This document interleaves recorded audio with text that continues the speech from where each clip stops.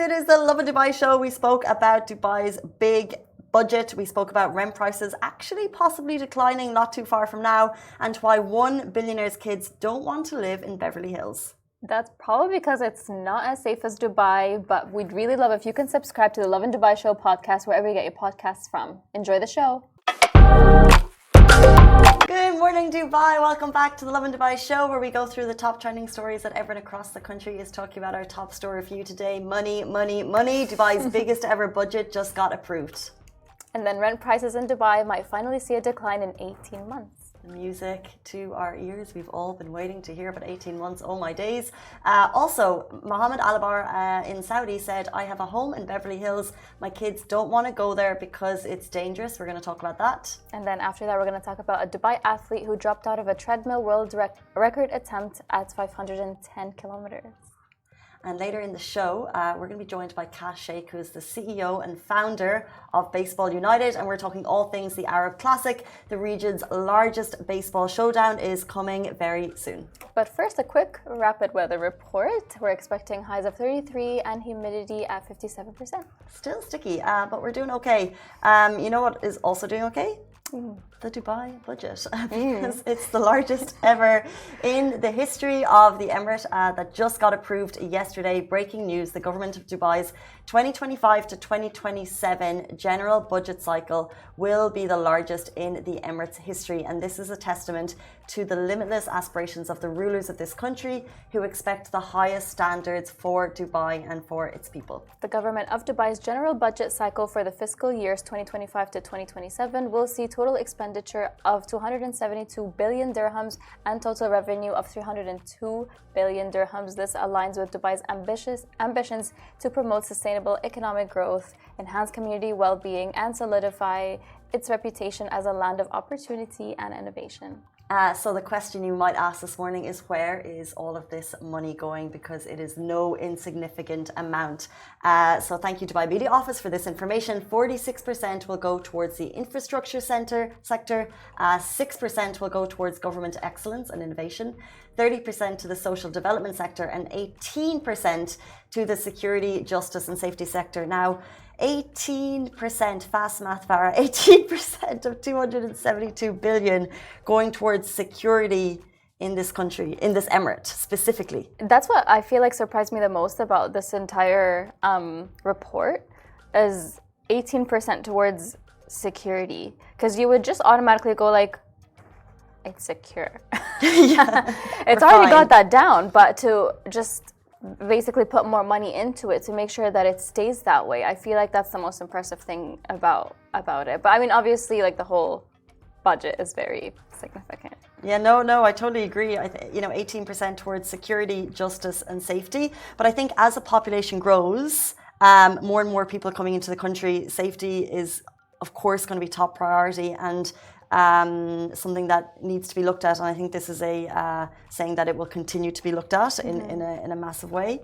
And then infrastructure, like 46%, and this will be looking at roads, tunnels, transportation systems, storage stations, parks, renewable energy, water drainage system, and things like the Al Maktoum Airport.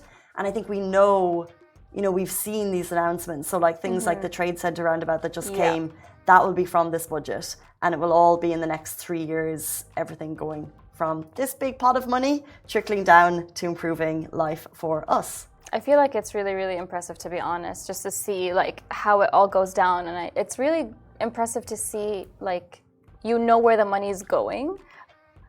We wouldn't it's not that we wouldn't care to know where it's going, but it's really nice to have that sort of information. You go like, okay, the place where I live is going to invest here, and like, this is how it's going to change, and this is how it's going to make lives for all of us better. So I feel like it's really nice to see that. Yeah, I think it's so true. It's very transparent on a government level. And before we move on, I think my favorite quote was from Sheikh Maktoum bin Mohammed, and he said, Dubai's future has already begun and only greater prospects await one of the world's most remarkable cities. And it truly is, and it truly feels like that, which is why we have so many people moving to the city, which is why rents have gone up. Oh, yeah. So Speaking of rent, that's our next story. So rent prices in Dubai might finally see a decline. According to S&P Global, Dubai rents may remain steady for 18 months before potentially dropping due to increased supply. I know. An international ratings agency reports that Dubai's property market remains strong and unaffected by regional geopolitical conflicts. Additionally, the market expects about 182,000 new units to be delivered by 2026, which is much higher than the average of 40,000 units in previous years. What's really interesting there is that they said Dubai has been unaffected by geopolitical conflicts because I think to date it's felt like every 5 years, every 10 years when something in the region concerns, people flee. Yeah. That hasn't happened this time. The property markets have stayed stable, which means prices are still up here. But as more units become available, they're saying this is when the demand may level out and lead to lower rents. So yesterday we had the Chief Marketing Officer from One Development talking about one of many new builds that are happening, but because there's so many, eventually that means it'll go easier in the pockets for me and you. Exactly, because the supply is just going to really, really increase in contrast to the demand. So I feel like that's where we're going to see, obviously, the drop happening, which is music to all our ears, to be honest. As people who are like, I don't know, like moving every year or so, this is just perfect timing, to be honest. It's interesting because the property markets in general are so cyclical that like every 10 years you would see a dip, but it just feels like Dubai is on an upward trajectory. The budget, which has just been announced, is proof of that. The population is rising, and you know there's the 2030 plan, there's the 2040 plan, and my summary of it was that the only way we would see a dip in property in the city is if there was a global economic downturn, because then you would lose the investment from the biggies, India, Russia, and the West. That would be the only reason that we would see a dip. But at the moment, that's not happening. So the only dip is going to come when we're overrun by property options. Yeah, there's going to be more properties than people. Well, not accurately, but I mean, it's really good to see, to be honest, because ever since COVID, it seems like it was constantly going up prices wise, but according to the report, it's only been increasing since 2022. So it's only been in the last 2 years that we've seen such an increase. But since COVID, obviously everyone's like, the prices haven't been the same, like it's only been increasing, blah, blah, blah. So, I mean, maybe we'll catch a break now. It's so true. My memory stops pre-COVID. I'm like, I just remember the prices I was paying during COVID, and I refused to look back before then. Yeah. But we all moved. It was a shift of like COVID happened, and anyone who was here for the last 5-6 years, we moved to nicer places. Like I was living in Springs, living my best life, and then different locations. Like it was affordable, and then all of a sudden prices just went like whoop, and everyone did a shift. So people who were living on the Palm moved out to here. Yeah. And then it was like outsiders came in and took all of the places. Gone. Yeah. Outsiders. New people moving to the city. That's a better way to phrase it. Yeah. But speaking of properties and shifting, interesting quote from Davos in the desert, which is happening in Saudi, and this came from Mohammed Al-Abar. He said, "I have a home in Beverly Hills and my kids don't want to go there because it's dangerous." So Bloomberg reports that the global finance chiefs, they've all flocked to Davos in the desert, which is happening right now. It's the annual Future Investment Initiative. It happens in Saudi every year. It's attended by the Saudi Arabian Crown Prince, Mohammed bin Salman. Elon Musk joined via Zoom, and he shared his thoughts on AI. But the headline that we are talking about is from Mohammed Al-Abar, which is the Emaar CEO's comments on democracy and safety in the region. In summary, the billionaire, who has an estimated worth of $1.3 billion, said the West feels less safe. He discussed the power of voting, suggesting only intelligent people should vote, like in Roman times. He also mentioned that he has a home in Beverly Hills, but his kids don't want to go there because it's dangerous. Interesting throwback to the democracy and who can't vote. But separate to that, I think that's wild to me, because when I grew up, TV shows that we watched was America, LA, I don't know, Florida, and it just felt like that was like it's the cool place to be, like mom said, where you want to go, I'm gonna go to America. But I just feel like that's shifted. I feel like it's shifted too, because like Same. I was just gonna say, like, when I read that story, for some reason, the first thing that popped into my head was the Real Housewives of Beverly Hills, and I was always like, wow, it looks so amazing. And obviously, like, you don't see any of the hard things in life on that show. Everything is very smooth sailing, except for the drama. Obviously, stay tuned for the drama. Except for the drama. Life over there seems really nice. So that's just the first thing that popped into my head. But for children that are obviously born and raised here, they're Emiratis, everything, they're just used to everything here. They're gonna find places like Beverly Hills and the US in general to be unsafe, because you just can't compare when it's something like Dubai, to be honest, or the UAE in general. Like, we can see there's 18% of the budget going towards safety. So it's such a big priority here, and I feel like this is a really significant thing for him to even say. Yeah, exactly. And I mean, like, at that stage and at that level, you don't mince your words. There's a purpose for what he's saying. And yeah, I think you're right in terms of like we like things that are, you're safe and comfortable, and that's what we have here. And it does feel like very much like when you come here, it's a breathing a sigh of relief. And regardless of where you grew up, you feel very welcome here.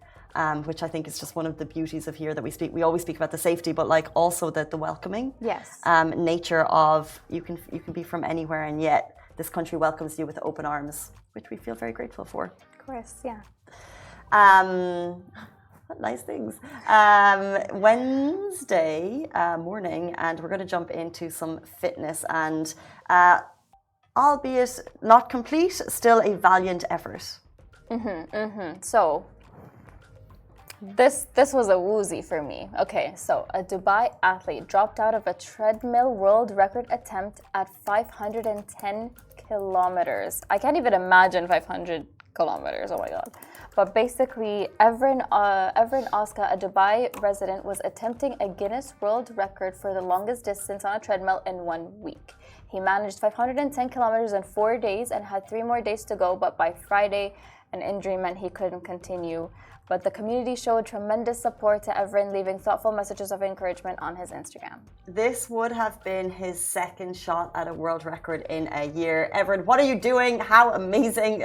In March, he set a record for running 633 kilometers through 7 Emirates. So even when I saw this headline that the attempt was going to be running on a treadmill for a week, and one of the comments was like, I'm just doing 30 minutes. You know what I mean? Like, if I do 30 minutes, I get off that treadmill and I think I'm done. Like, I'm so proud of myself. He was going to do it for a week? For a whole week, and he was trying to beat the world record. So I believe the world record was set this year by Emma Timmis. She ran 846 kilometers in a week.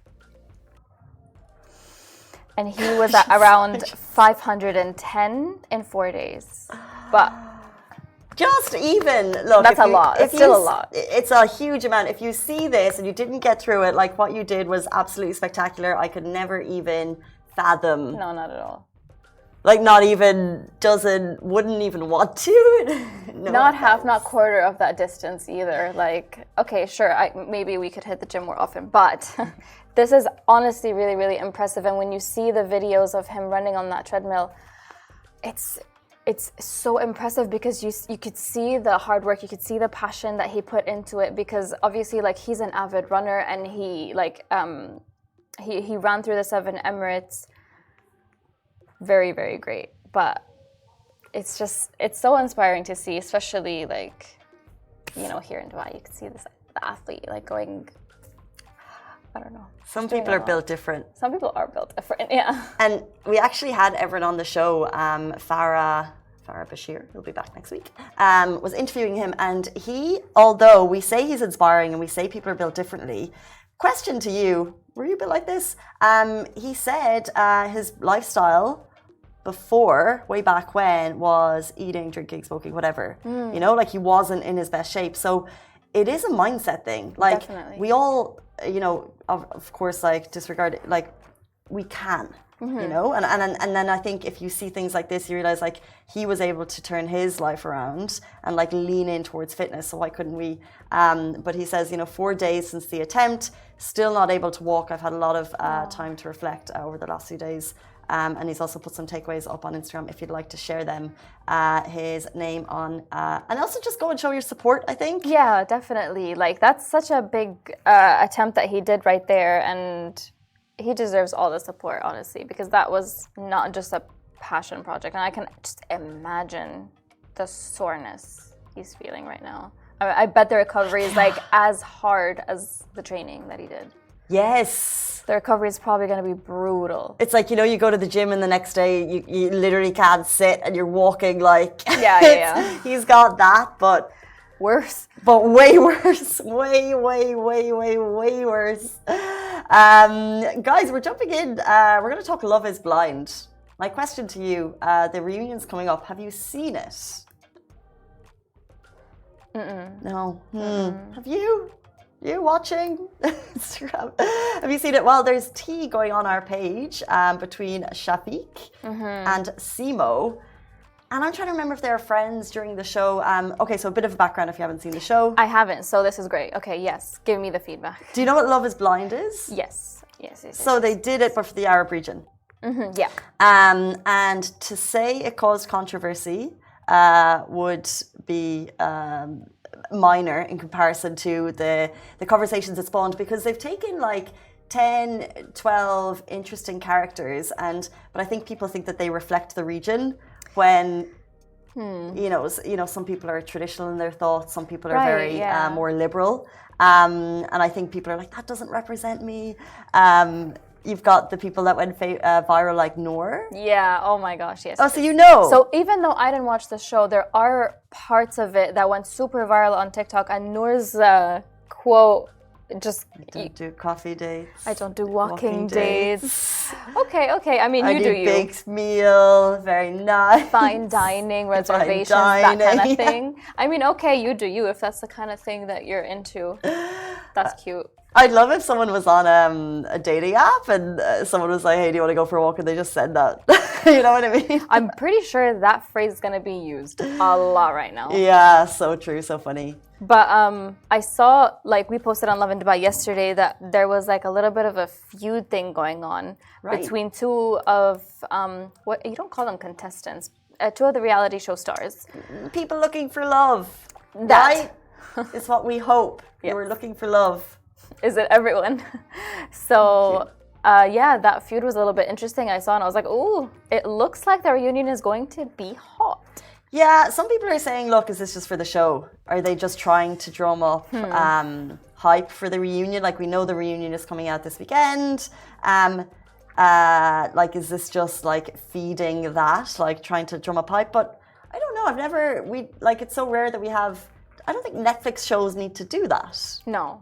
To be honest, I don't feel like they do. And like this is on their own Instagrams, TikToks, whatever, their own social media pages, right? This is where they're having these kinds of conversations. So I just don't think Netflix is going up to them, or, you know, whatever program it is, if it's a reality show. They're not going up to the people that were on the show going like, okay, we need you to like be more present on social media so we can like hype up like the next episode, which is the reunion. I don't think that's going to be the case. They might do it themselves. Like they might think we want to stir Obviously, they're going to want the views to go up. Yeah. So... Real Housewives do that a bit, I think. They stir the tea outside of the show. Love that one show.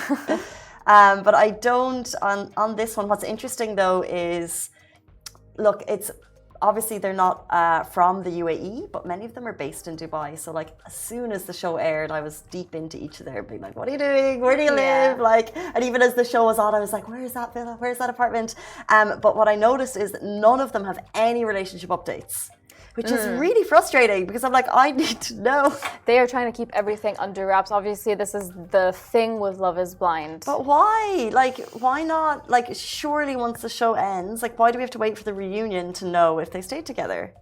Oh, it's kind of like Dubai Bling, where it ended off on a cliffhanger. We didn't know if there was an engagement or not. I'm not going to try to spoil anything. LJ. Yeah. They try to keep things under wraps. But the whole premise of the show is finding love. And if that was what really mattered, I would like to go on to the cute couple that made it. I can't remember their names. And I'd like to see them holding hands. And I'd like to, because she had her job in another country and he was here and they were like battling. So I just want to see them happy, smiling. Like, why wait for the week? Seem like they're together. Master's saying it doesn't seem like they're together. Why? I don't know. I've been stalking their Instagram. But this is what I'm saying. I've been stalking their Instagram too, and like I want to see. But I think that's Netflix saying don't, because none of them have posted anything about relationships since. That's not. They want you to stay tuned and to see the reunion, to see if they continued or not. They read people's comments, like how Real Housewives do it. They read people's comments and feedback, and it's usually really hard. She's like, yeah, I hate her dress. Oh. People are awful. Online. Face to face, we're all fabulous. What is the name of that couple on Love Is Blind? If anyone's watching, we're nearly done, by the way. It's great tea for me. Mohammed and Safa. Yes, because he loves Safa. Do you know? Have you seen these clips of this couple, Mohammed and Safa? I guess they didn't create enough buzz, like feud-wise. It's because they actually seem to really like each other. But okay. I think Love Is Blind will work as an experiment, and people could find love on the US version. I just okay, I didn't watch this one. Let me be frank, but I just have a feeling like it wouldn't work so well in the Arab region. That's just my opinion. You know what was about the show which I really liked is that there was actually parts of Arab culture that I wouldn't be aware of, but that were kind of magnified or just shown. So you really did learn about the culture. So although the original start of the show isn't exactly traditional, neither is it traditional in the West either. But then when they decide that they want to go ahead with this, they get in touch with the parents. And one of the reasons, I can say it now because it's been aired, one of the reasons that one of the relationships didn't go ahead with the wedding is that she really wanted to, but her family was in Canada and they wouldn't fly in or they weren't able to. Well, this is what the show said. So like it was respecting the fact that the families, you need their approval. Definitely. You need mom and dad to be okay with it. You need them there. You need their support. So you did see those conversations happen, and you saw once the couple decided, like you saw the approach to the parents, the permission from the parents. You did see those aspects, and once you have the permission of the families, it's all gravy. Go ahead. Although one of my brother's experience took 3 years to get the permission from the family. Ooh, that's a long time. Yeah, it's a long time. But now, happy as clams. Yeah. 8:53. The reunion is coming out this weekend, so more on that next week. The CEO, the founder of Baseball United, the man bringing baseball to the UAE, is back this year for the Arab Classic, and we have him on the show after this very short break. Do stay tuned. Hey guys, welcome back to the Lovin Dubai show. The Baseball United Arab Classic features the top baseball national teams from the Middle East and South Asia. It's happening in Dubai from November 7th to the 10th. And today we're joined by the man who has brought baseball to Dubai, Kash Sheikh, the CEO and co-founder of Baseball United. Welcome to the show. Hey guys, how are you? Great to be back. 1 year later, it's great to see you guys. It's so exciting to have you back. Welcome back to Dubai. Yes. Thank you. Let's jump right into it. So obviously off the bat, we want to know what inspired Arab Classic. Oh man, we just wanted to help all the national teams in the region. As you know, baseball is still a growing sport in the region. We're trying to make it bigger. It's a huge sport internationally. America's pastime. There's 200 million baseball fans in North America, 500 million around the world. And there's a lot here in the region. There's a lot here in the UAE. Our data says there's 800,000, but they've never had a product. They've never had national teams. They've never had, local leagues to really inspire them and to get behind.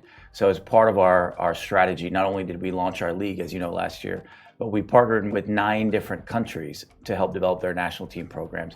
India, Pakistan, Palestine, Saudi Arabia. And I'm rocking the newest one, the UAE national team, the baseball team for the UAE. We just founded it like 3 weeks ago.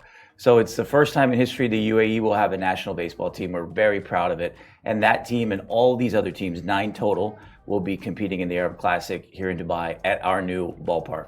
I love that so much. I'm quite a patriotic person, so I'm glad that I'm able to shout for UAE. I've been here 10 years. I'm going to take it as my own. Yes. But you have the Emirates ID, so you technically could play for the UAE baseball team. Anyone with an Emirates ID, you don't have to be an Emirati national because we follow World Baseball Classic regulation. So as long as you have an Emirates ID, you can play for the UAE national baseball team. So tell me more. How am I getting on the team? Well, we got tryouts. We got tryouts starting soon. So we just learning balls and strikes. That's the first step, the terminology, and then we're going to get you guys on the field. I played rounders growing up. I'm so in. You've no idea. I'd love to crack that bat. Look, you're in such a unique position because you've literally brought baseball to the region. Right. So in terms of like the playbook of baseball culture, baseball rules, you could technically have changed things. Yep. Have you done that? We changed a few things for our pro league. We introduced a couple of fun rules to make it more exciting for young people, score more runs, more home runs, things like that. But the core of the game we kept the same, and we've really been trying to educate people about the game while we've been out here. What do you think we can expect this year? Well, this year we've got the Arab Classic. It's the first time in history. All right, it's the most competitive, most diverse, most volume tournament that's ever happened here between national teams. Saudi Arabia is competing for the first time in history. Obviously, UAE for the first time. India is playing Pakistan for the first time in history. Friday night, November 8th, prime time, 8 p.m. at the Sevens at our ballpark. India's playing Pakistan. You guys know when India plays Pakistan in cricket, there's 600 million people who watch. If we get like 1/100th of that, we'll be happy. But we really want people to come out. That's the big thing. You know, we're doing really well as a startup league. And you all know this better than anybody. We're entrepreneurial. We're doing well on sponsorship. We're doing well on broadcast. The place we need the most help, honestly, is tickets and people coming out to the ballpark. Last year, we had 2 showcase games. We had about 5,000 people come out each night, which was really good for us. This year, it's a new product with these national teams. I have no idea if 200 people are going to come out or 2,000 or 5,000, but you know, we'd love everyone to come out, check out the new ballpark, which is also our big news as well, that we have a field now, a professional field for the first time in history in the region, not just in the UAE, but in the region. So if you drive 10,000 kilometers north, south, east, or west from here, you will not find a professional baseball field. And we decided to build one because we knew that was one of the main reasons why the game hasn't fully developed: lack of facilities, lack of fields. So you've built a ballpark. Dare I ask, what was the biggest challenge of making the Arab Classic this year? Was it building a ballpark for the first time, or was it bringing those 9 nations together? I mean, all of it. You know, I mean, the ballpark, I would say, is an insane thing that we've done, because to be honest with you, we didn't start out this year saying we're going to build a ballpark, but we kept having challenges finding the venues, getting the dates locked. We were playing in cricket stadiums, and every time another cricket event came, they'd be like, well, you got to reschedule your event. And we're like, wait a minute, you know, we don't want to always be kind of second in line. So we said, you know what, we're going to go out to the Sevens, which, as you know, is an amazing sports and entertainment complex. Matt Tate and the team there have been awesome. And we saw this big patch of dirt, literally, of sand. And I said, what if we build a ballpark here? And really, like 5-6 months later, which is pretty quick, we got a deal done. And then what's crazy, guys, is that we built this field. Today is day 33 of our build. We pretty much have the field completely done. So in less than 40 days, by day 38, it's going to be completely done. Less than 40 days, we built the first professional baseball field in the region. So it's historic because it's the first, but it's also historic because it's the fastest ever built. We have, you know, some of the best partners in the world that's helped us build it. Our turf is what's called synthetic. It's a synthetic surface. It looks beautiful. You guys got to come out and check it out, because when you see it, you'll get a real feel for the game. Boss move. We would honestly love to come see it. So Yes. 9 teams are going head to head, including the UAE, India, Nepal, Pakistan, Sri Lanka, Saudi. There's more. Who are you betting on? Oh my God, look at you getting me in trouble. Well, I am rocking the UAE right now. The UAE is going to have a great team. They're going to have a great team. They're a little bit older. I don't want to age them, but like their average age is a little higher than some of the other teams. But they're very experienced. Pakistan's the highest ranked internationally right now. So Pakistan's number 36 in the world, which is one of the highest rankings ever for countries from this region. Palestine's 46, so Palestine we expect to have a really good team. Sri Lanka's 51, so I'd say those are the 3 like ranked favorites.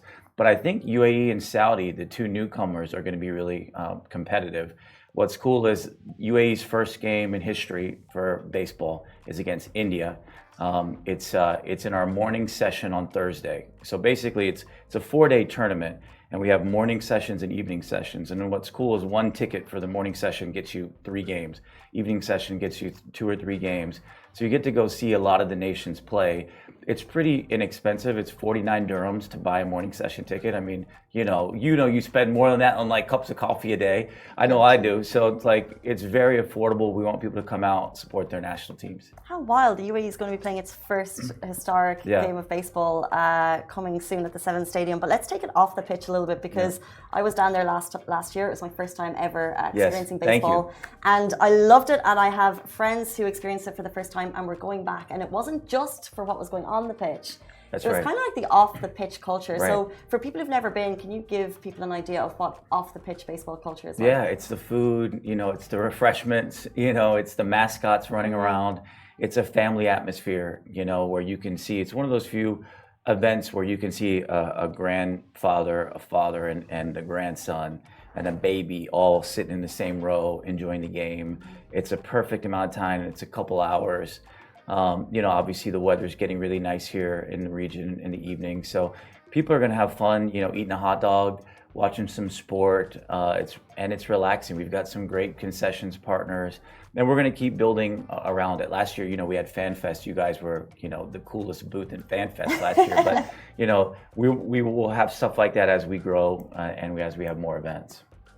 Joey Zanaboni, so Yes. he's the commentator, right? You Yeah. guys officially announced it. Okay, so for people who don't know, why is that special?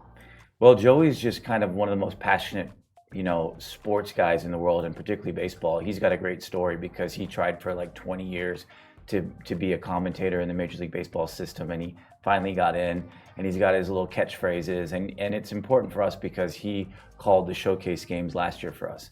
And last November, literally almost a year ago exactly, was the first 2 games in the history of the region, professional baseball games. So we wanted to bring him back because, we believe in loyalty, and we believe in growing with the people that have started with us. For people who've never been before, let's give them a quick rundown of what's coming up at Arab Classic this year. What day do you think they should be going? Well, every day. You need to come out every day. You need to call off from work on Thursday, come out to the Arab Classic. Thursday morning session, the key game, like I said, is India versus the UAE. The evening session, the UAE plays again versus Pakistan. So in baseball, when you play twice in a day, it's called a doubleheader. It's the same in some other sports. So the UAE has a doubleheader on opening day on November 7th. India in the early session, Pakistan in the evening. So we did not make it easy on the UAE team. Friday night, November 8th, India versus Pakistan, 8 p.m. You have to come to that. That's like history. It's like ultimate sports competition, India versus Pakistan. And then Saturday, we've got Palestine playing some really big games. Saudi Arabia playing some very big games on Saturday, which is easy for people to come on a Saturday. Sunday is the playoffs, and it's going to be fun to see all these. It's 21 games in 4 days. So it's the perfect kind of introduction for baseball to people who don't know it, because you get to go see a lot of teams, a lot of competition, represent your country that you want to represent. We're going to be selling all of our national team gear there for people, so it'll be cool. Speaking of going head-to-head, was this part of the vision? And before Farah and I go head-to-head in our own game of baseball, what is the vision for baseball in the region? We believe baseball is going to be the next great sport in the region. And we know it's going to take a lot of time, effort, work. We're a long way from doing that, but we believe we've got the right team to do it. We've got a great team. We've got great partners. We've got 20 Major League Baseball legends who have co-invested along with myself into the league. We've got a great plan, but as you all know, now we got to execute and hopefully get some good blessings, from the Lord above along the way, and have some fans come out. What we've seen is when people come out to the ballpark, they really enjoy it. Like you said, when people came for the first time, they're like, "Man, this is pretty cool." So I think that will happen. It's going to take time, but if anybody can help us by coming out, we'd appreciate it. Do come out. By the way, you can get tickets on Platinum List. JB will kill me if I don't say you can get tickets on Platinum List. Please come out. Discount codes are floating around town, but like I said, it's 49 dirhams. That's pretty easy to get in there. Such a good day out. I definitely recommend getting down there. Before you leave us, we're going to put our own baseball knowledge to the test. It's a new game. So we're going to play a game called Baseball Pictionary. All right. which constitutes of some baseball phrases, which you're going to read out to us. Okay. Farah and I are going to do our very We did not best. rehearse this, so I don't know what's happening, but I'm ready.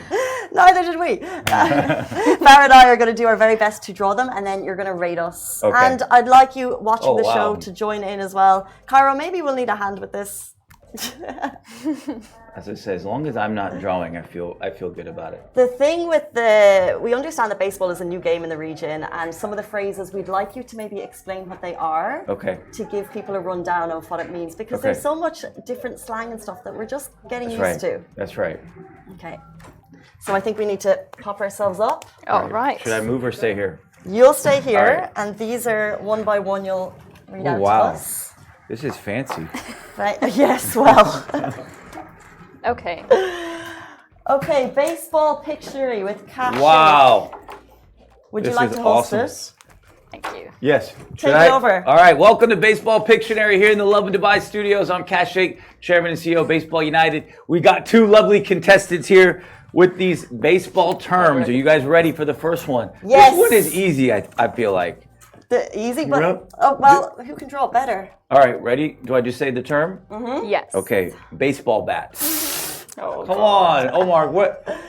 But we're This- gonna get points for detail. The shape. Okay. Well, Oh. I thought it was easy. It's difficult. It's difficult. Yeah, I think it's a tie. I mean, Farah, you were first, so. Do Oh. do I select the winner, or how do I do you it? select it, but maybe you want to have a think about that before you. We'll go with Farah because you were first. There you go. Thank you. One nothing. 1 point. Okay, it's a Okay. speed game. This one. Okay, this says mitt, but it could be mitt or glove. Mitt or Oh glove. gosh. That's a tougher one to draw right there. Do I remember what it looks like? It's also a speed game, I've noticed. So, Hey, there you go. oh, that's not All right, bad. Casey, that's pretty good. That's good. Mine looks like an That's oven more of a mitt. mitten. That's a mitten. That's an oven mitt. Yeah, that's an oven mitt. We're just This is a gonna. glove right here. We're just Good gonna- job, Casey. Thank you. Thank Okay, you. this is the tiebreaker Tiebreaker. right Oh, here. we also have a score, which we're having. It's 1-1. Let's It's go 1-1 1-1. right now. 1-1. This is it. This is a drama. Okay. This is for what's the prize? What do you guys win? The merch. Yeah, you win a UAE jersey. You win a UAE jersey. All right, JV, ready? We were talking before the show about how much we want to get our hands on baseball merch. We really wanted one. Yeah. By the way, our merch is going to be in Go Sports stores starting November 5th, Dubai Mall the Emirates. So anybody can get That's it. where you'll All be right. shopping after I win this. Baseball helmet. A baseball helmet. This is what the batter wears when he comes up to the plate.